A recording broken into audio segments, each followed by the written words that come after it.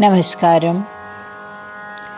Bhagavapada Acharya Sankara was not only a great thinker and the noblest of Advaitic philosophers, but he was essentially an inspired champion of Hinduism and one of the most vigorous missionaries in our country. Bhajagovindam is one of the seemingly smaller, but in fact extremely important works of Adi Shankara. This set of 31 stanzas, together titled Moha Mudgara, has been very popular in our country for a long period of time. Unlike the other manuals of Vedanta, Atmabodha, Viveka Chudamani, Panchadasi, and others, Bhajagovindam gives, within the limited canvas of its composition, a more eloquent picture of the art of realization and a deeper diagnosis of the human unhappiness. It not only indicates to the students the goal and the path, but also reveals unto him the wretchedness of his present way of life, the horrors of his present values of life, and the dire consequences that await him if he continues to pursue the path of ego and desire. Let's start with Bhajagovindam, its shlokas, and the meaning followed.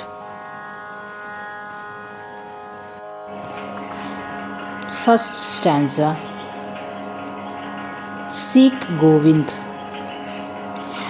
Bhaj Govindam, Bhaj Govindam, Govindam Bhaj Mudhamate, Samprapte Sannihite Kale, Nahi nahi rakshati dukkam karne. Bhaj Govindam, Bhaj Govindam, Govindam Bhaj Mudhamate, Samprapte Sannihite Kale, Nahi nahi rakshati dukkrinya karne. Bhaj Govindam, Bhaj Govindam. The English translation is: Seek Govind, seek Govind, seek Govind, O fool. When the appointed time comes, that is death, grammar rules surely will not save you.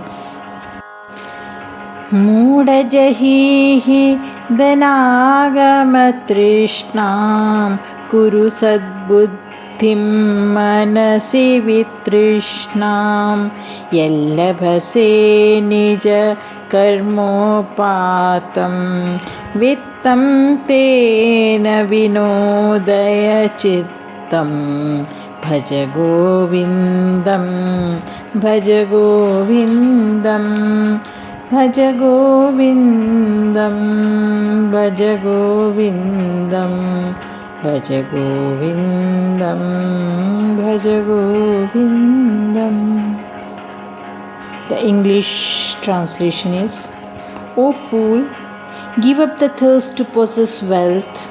Create in your mind, devoid of passions, thoughts of the reality with whatever you get as a reward of the past. Entertain your mind, be content. Seek Govind, seek Govind. नारीस्तनभरनाभिदेशं दृष्ट्वा मागामोहावेशम् एतन्मास वसादिविकारं मनसि विचिन्तय वारं वारं. भज गोविन्दं भज गोविन्दं भज गोविन्दं भज गोविन्दं गोविन्दं भज मूढमते. English word translation. Seeing the full bosom of young maidens and their navel, do not fall a prey to maddening delusion. This is but a modification of flesh and fat. Think well, thus in your mind again and again. Seek Govinda, seek Govinda. The fourth stanza. Nalini dalagata jalamati-taralam तद्वजीवितमतिशयचपलं विद्विव्याध्यभिमानग्रस्तं लोकं शोकहतं च समस्तं भज गोविन्दं भज गोविन्दं भज गोविन्दं मूढमते. English translation. The water drop playing on a lotus petal has an extremely uncertain existence, as also is life, ever unstable. Understand, the very world is consumed by disease and conceit and is riddled with pangs. Seek Govinda, seek Govinda. The fifth stanza. यावद्वित्तोपाजनसक्त स्थावन्निजपरिवारो रक्तः पश्चाजीविति जर्जरदेहे वार्तां कोऽपि न पृच्छति गेहे भज गोविन्दं भज गोविन्दं गोविन्दं भज मूढमते. English translation. As long as there is the ability to earn and save, so long are all your dependents attached to you. Later on, when you come to live with an old, infirm body, no one at home cares to speak even a word with you. Seek Govinda, seek Govinda. Sixth stanza. Yavat pavano nivasati dehe tavat pritchati kushalam gehe gatvati vayau dehapaye bharyabhipyati tasmin kaye भज गोविन्दं भज गोविन्दं गोविन्दं भज मूढमते. English translations. As long as there dwells breath, that is life in the body, so long they inquire of your welfare at home. Once the breath, that is life, leaves the body decays, even the wife feels that very same body. Seek Govinda, seek Govinda.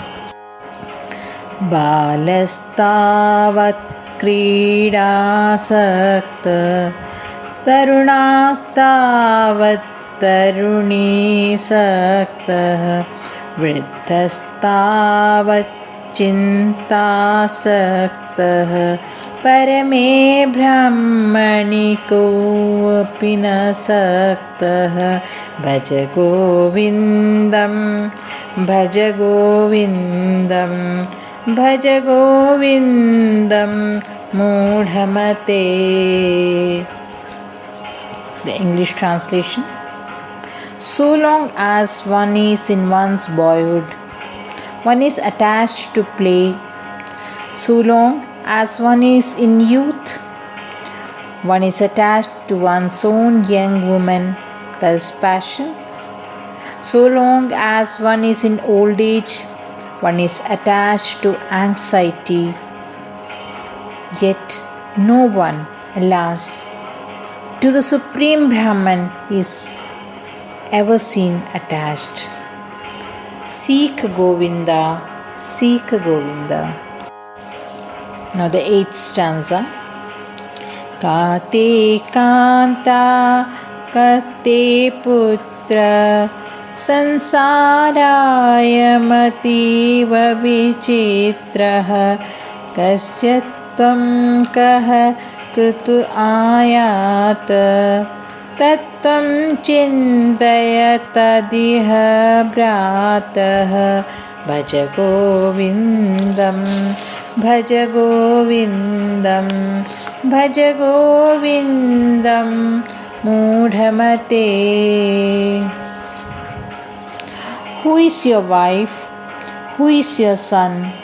Supremely wonderful indeed is this samsara. Of whom are you? From where have you come? O brother, think of that truth here. Seek Govindam, seek Govinda. The 9th stanza. Satsangatve nisangatvam nisangatve niramohatvam niramohatve nischalatatvam nischalatatve jivanmuktihi bhaja govindam bhaja govindam bhaja govindam mudhamate. To the company of the good there arises non-attachment. Through non-attachment there arises freedom from delusion. When there is freedom from delusion, there is the immutable reality. On experiencing the immutable reality, there comes the state of liberated in life. Seek Govinda, seek Govinda. The 10th stanza. Vayasi gati kah kama vikarah shushke neere keh kasarah kshine vitte कह परिवारो ज्ञाते तत्वे कह संसारः भज गोविन्दं भज गोविन्दं भज गोविन्दं मूढमते. When the age, thus the youthfulness has passed, where is lust and its play? When water is evaporated, where is the lake? When the wealth is reduced, where is the retinue? Then, when the truth is realized, where is samsara? Oh, seek Govinda, seek Govinda. Ma kuru dhana jana yauvana garvam harati nimeshat कालः सर्वं मायामयमिदमखिलं बुद्ध्वा ब्रह्मपदं त्वं प्रविश विदित्वा भज गोविन्दं भज गोविन्दं भज गोविन्दं मूढमते. Take no pride in your possession, in the people at your command, in the youthfulness that you have. Time loots away all this in a moment. Leaving aside all these, after knowing the illusory nature, realize the state of Brahman and enter into it. Seek Govinda, seek Govinda.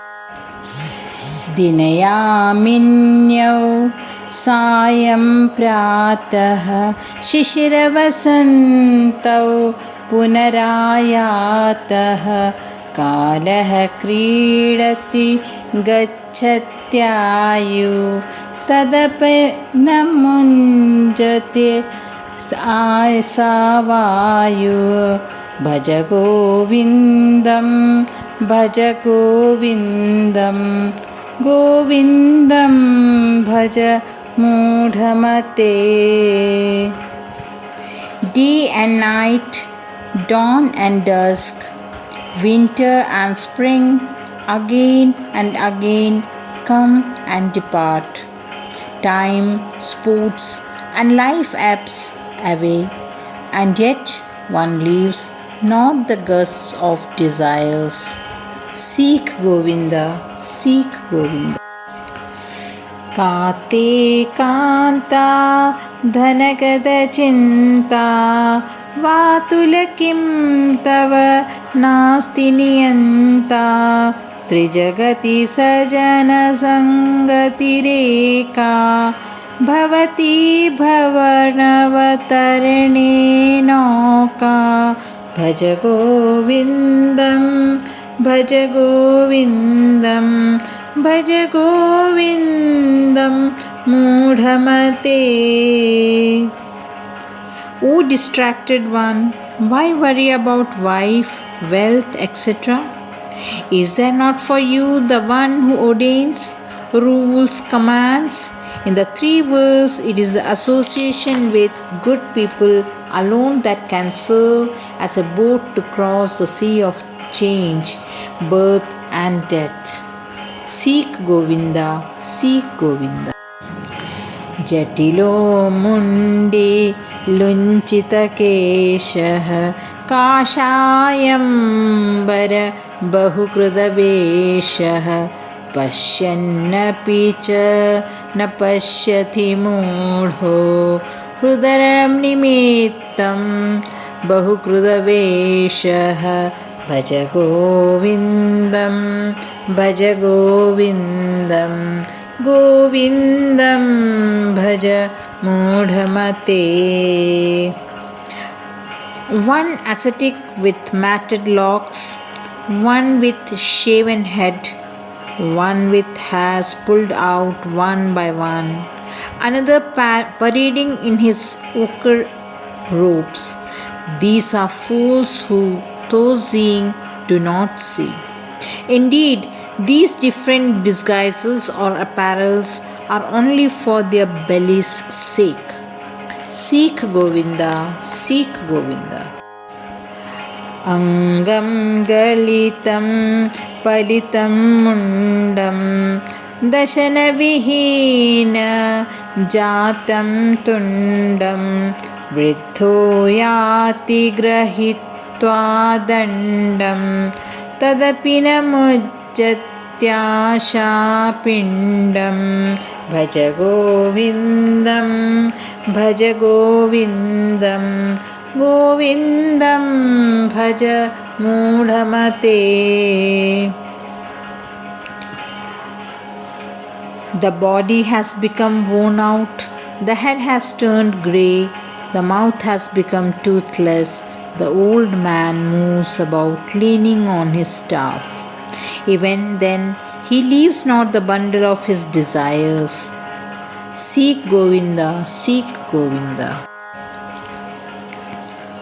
16th stanza.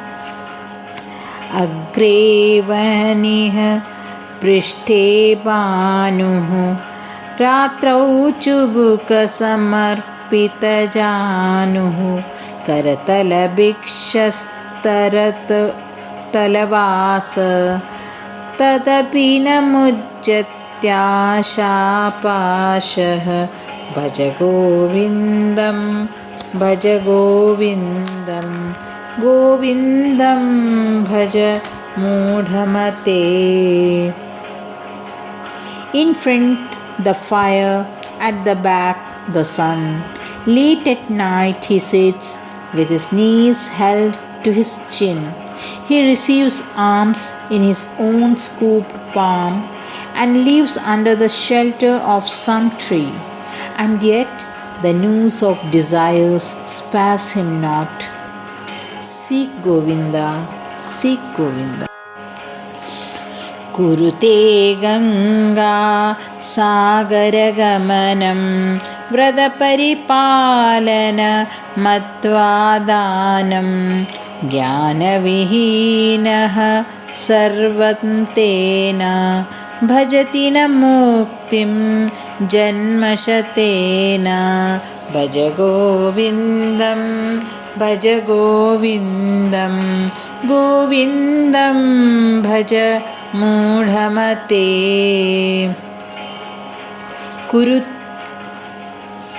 One may in pilgrimage go to where the Ganges meets the ocean called the Ganga Sagar, or observe vows or distribute gifts away in charity. If he is devoid of first-hand experience of truth, Jnanam, according to all schools of thought, he gains no release even in 100 lives. सुरमन्दिरतरु मूलनिवासः शय्याभूतलमजिनं वासः सर्वं परिग्रह भोगत्यागः कस्य सुखं न करोति विरागः भज गोविन्दं भज गोविन्दं गोविन्दं भज मूढमते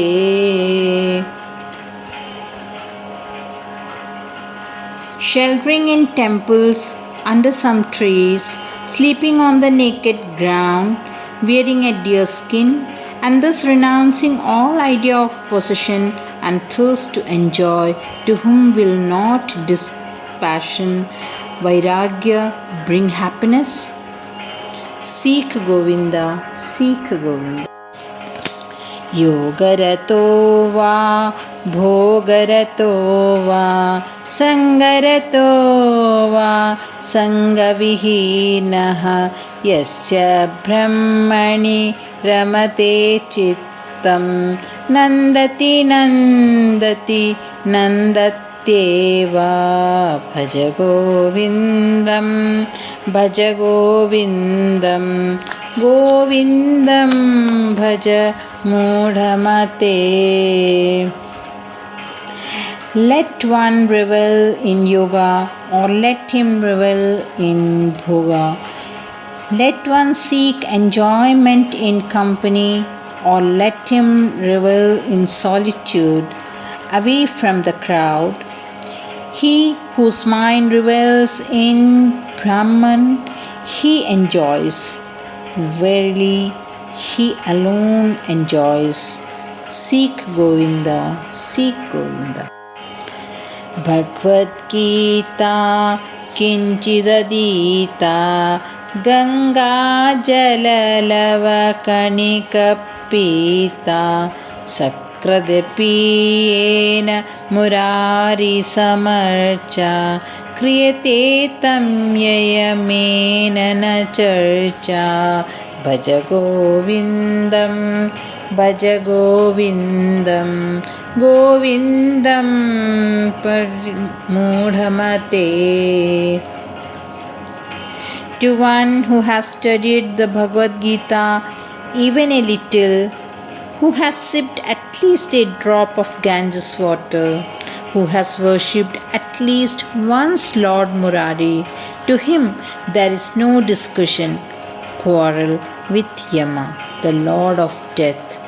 Seek Govinda, seek Govinda. Punarapi jananam, punarapi maranam, punarapi janani jatare shayanam.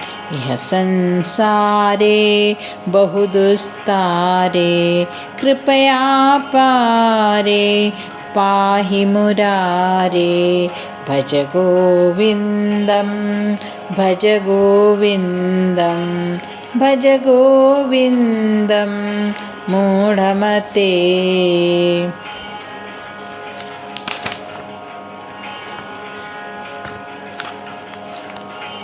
Again birth, again death, and again lying in mother's womb. This samsara process is very hard to cross over. Save me, Murari, O destroyer of Murara, through thy infinite kindness. Seek Govinda, seek Govinda. रत्याचर्पटविरचितकन्तः पुण्यविवर्जितपन्तः योगी योगनियोजितचित्तो रमते बालोन्मुत्तवदेवा भज गोविन्दं भज गोविन्दं गोविन्दं भज मूढमते. The yogi who wears but a godari, who walks the path that is beyond merit and demerit, whose mind is joined in perfect yoga with its goal, he revels in God consciousness and lives thereafter as a child or as a man. Seek Govinda, seek Govinda. कस्त्वं कोऽहं कुत आयातः कामे जननी को मे तातः इति परभावय सर्वं सारं विश्वं त्यक्त्वा स्वप्नविचारं भज गोविन्दं भज गोविन्दं गोविन्दं भज मूढमते. Who are you? Who am I? From where did I come? Who is my mother? Who is my father?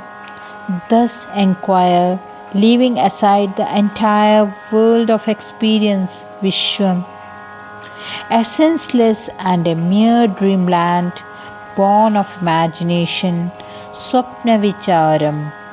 Seek Govinda, seek Govinda.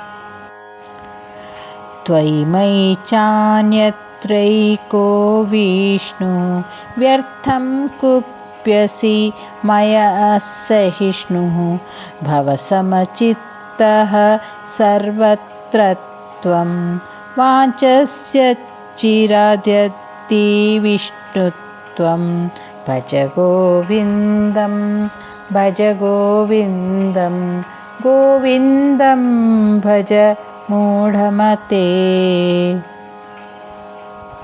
In you, in me, and in all other places too, there is but one all-pervading reality, Vishnu.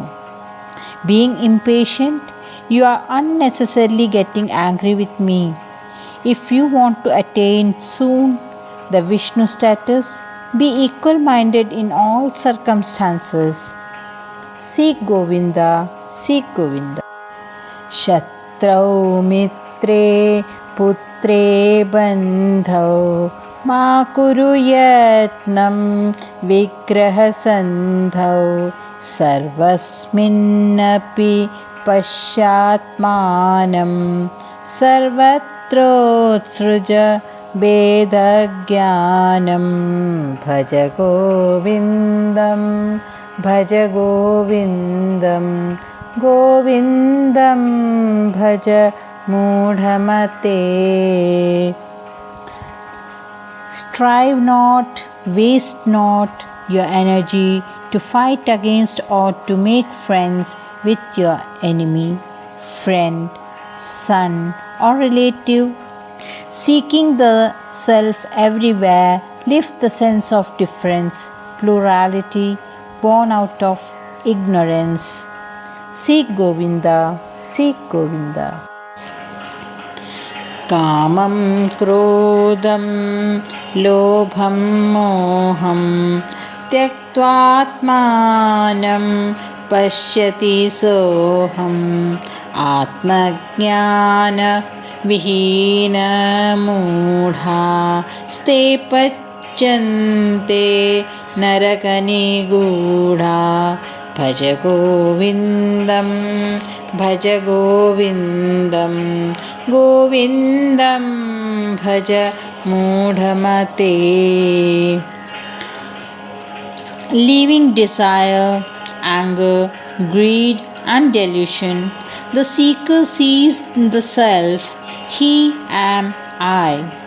They are fools, those who have no self knowledge, and they consequently, as captive in hell, are tortured. Seek Govinda, seek Govinda. गेयं गीता नाम सहस्रं ध्येयं श्रीपति रूपमसहस्रं नेयं सज्जनसङ्गे चित्तं देयं दीनजनाय च वित्तं भज गोविन्दं भज गोविन्दं गोविन्दं भज मूढमते. The Bhagavad Gita and Sahasranama are to be chanted always. The form of the Lord of Lakshmi is to be meditated upon. The mind is to be led towards the company of the good. Wealth is to be distributed, shared with the needy. Seek Govinda, seek Govinda.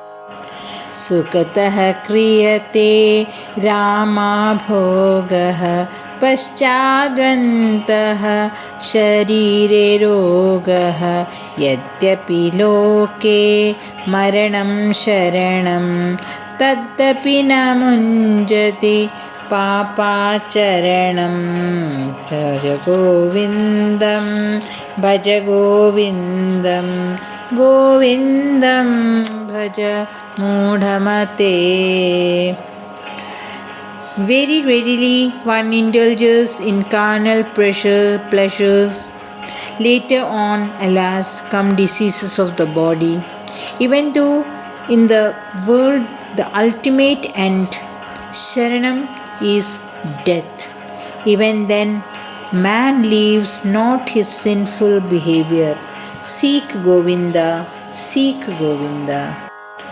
अर्थमनर्थं भावय नित्यं नास्ति ततः सुकलेशः सत्यं पुत्रादपि धनभाजां भीतिः सर्वश्रेषा विहिता रीतिः भज गोविन्दं भज गोविन्दं गोविन्दं भज मूढमते. Wealth is calamitous, thus reflect constantly. The truth is that there is no happiness at all to be got from it. To the rich there is fear even from his own son. This is the way with wealth everywhere. Seek Govinda, seek Govinda. प्राणायामं प्रत्याहारं नित्यानित्य विवेकविचारं जाप्यसमेत समाधिविधानं कुर्वधानं महदवधानं भज गोविन्दं भज गोविन्दं गोविन्दं भज मूढमते. The control of all activities of life's manifestations in you, the sense withdrawal from their respective sense objects, the reflection consisting of discrimination between the permanent and the impermanent, along with japa and the practice of reaching the total inner silence, samadhi, these perform with care, with great care. Seek Govinda, seek Govinda. Guru Charanambujanirbhara bhaktah samsaradachirad-bhava muktah sendriyamana saniyamadevam द्रक्षसि निज हृदयस्थं देवं भज गोविन्दं भज गोविन्दं गोविन्दं भज मूढमते. O devotee of the lotus feet of the teacher, may you become liberated soon from the samsara through the discipline of the sense organs and the mind. You will come to experience, behold the Lord that dwells in your own heart. Seek Govinda, seek Govinda. Bhaja Govindam is generally considered among the minor works of Shankara. All great scriptural masters have knack of giving the highest truth at their greatest moments of inspiration in the simplest language. The artificially bloated intellects of the professional pundits will generally declare such works as minor. Because of the simplicity of the vocabulary employed, the melody of the verses, the cadence in the meter chosen, and the general atmosphere of song and thrill in this congregation song, Bhaja Govindam has become very popular in our country. Until recently, we could hear these stanzas in almost all streets throughout the length and breadth of Bharata. Children lisped it, boys thundered it, intelligent people appreciated it, and the practitioners, sadhaks, made use of these stanzas and fulfilled their life. May His blessings be always upon us all. Om Tat Sat.